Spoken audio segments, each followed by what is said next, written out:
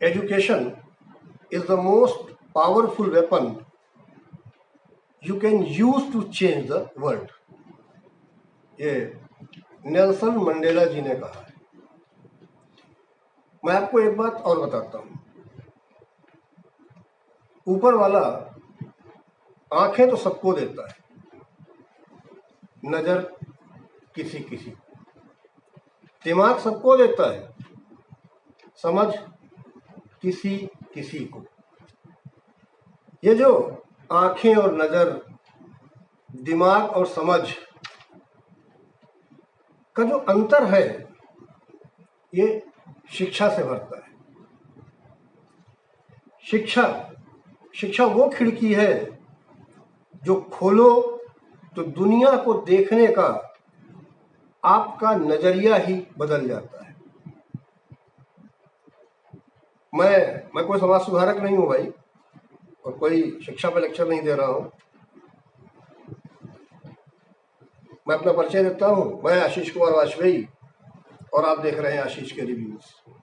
Netflix पर एक movie आई है 7 अप्रैल को, 10वीं 10th स्टैंडर्ड। 10वीं, आजकल तो बोर्ड वगैरह के एग्जाम चल रहे हैं, खूब अच्छे से परिचित होंगे आप इस शब्द से और इस बात से। और जो लोग मेरे चैनल पे नए हैं, मैं उनसे कहना चाहूँगा कि कृपया मेरे चैनल को लाइक, शेयर, सब्सक्राइब करें। ओके, अब बात करते हैं मूवी की। ये जो डायलॉग मैंने बोले, ये इसी मूवी के हूबहू हैं। मैंने अपनी तरफ से इसमें कुछ ना जोड़ा है ना घटाया है।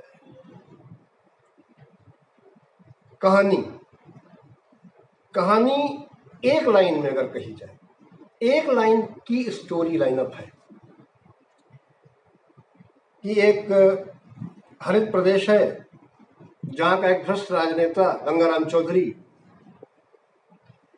करप्शन के चार्जेस में जेल चला जाता है।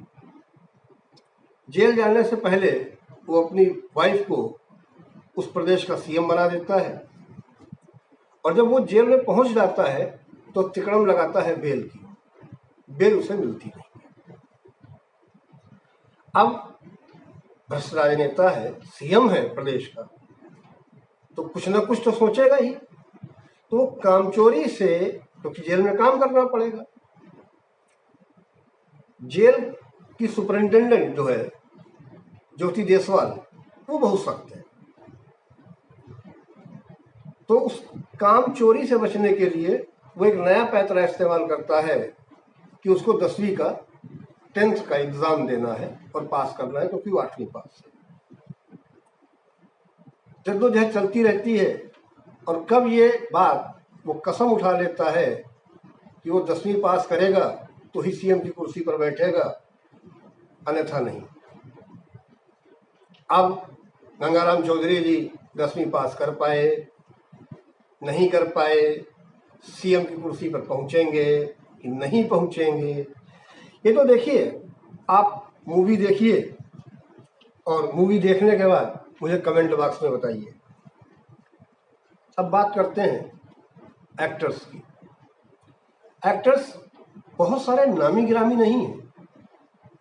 अभिषेक बच्चन गंगाराम चौधरी का रोल कर रहे हैं, निम्रत कौर विमला देवी चौधरी गंगाराम की पत्नी का रोल कर रही हैं, और यामी गौतम ज्योति देसवाल जो जेल सुपरिंटेंडेंट बनी है, और वो भी ट्रांसफर होके आई हैं।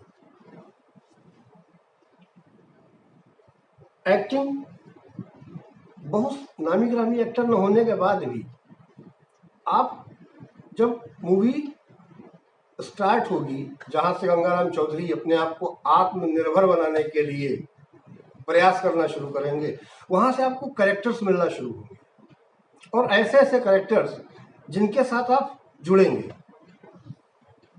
मिलेंगे। अब बात करते हैं एक्टिंग की।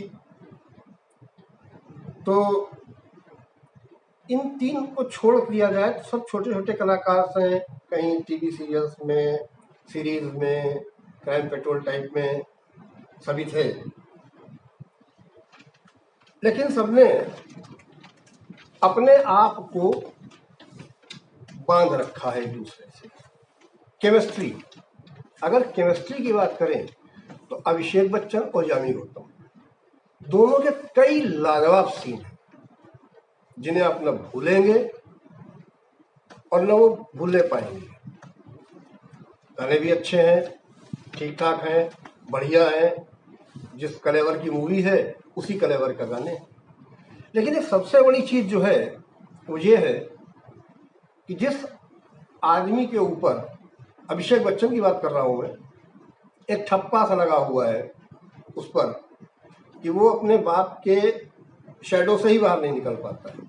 आप इस मूवी में देखेंगे हरियाणवी लहजे को किस तरीके से अभिषेक बच्चन ने इस्तेमाल किया है, कैसे उसने अपने कैरेक्टर को निखारा है।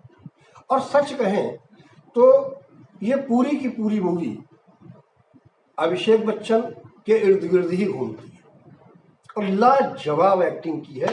मैं पहली बार कह रहा हूं उस व्यक्ति के लिए, लाजवाब एक्टिंग। कहीं से भी वो ओवर नहीं हुए हैं, कहीं बहुत ज्यादा लाउड नहीं हुए हैं। और इसका श्रेय अगर कहा जाए तो भाई राइटर डायरेक्टर को भी जाना चाहिए। राइटर है सुरेश नायर और डायरेक्टर है तुषार जलोटा। अच्छा, एक चीज इसमें और बहुत बढ़िया है, जैसे आपने एक मूवी आई थी देखी होगी रंग दे बसंती, तो उसमें उस कहानी को पिछले वर्जन से ले जाके जोड़ते हैं आज़ादी से पहले में, कि वो उस कहानी को वहां से जोड़ रहे हैं।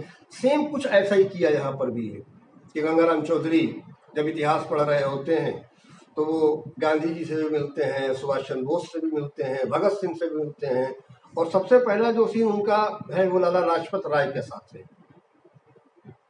साइमन कमीशन गो बैक वाला, उसमें उनसे मिलते हैं।